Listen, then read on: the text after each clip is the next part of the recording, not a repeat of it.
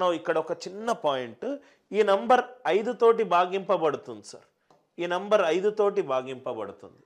7 అనేది 5 తోటి భాగింపబడట్లేదు, అంటే ఆబ్వియస్గా ఇది 5 తోటి భాగింపబడాలి, 5 తోటి భాగింపబడాలి.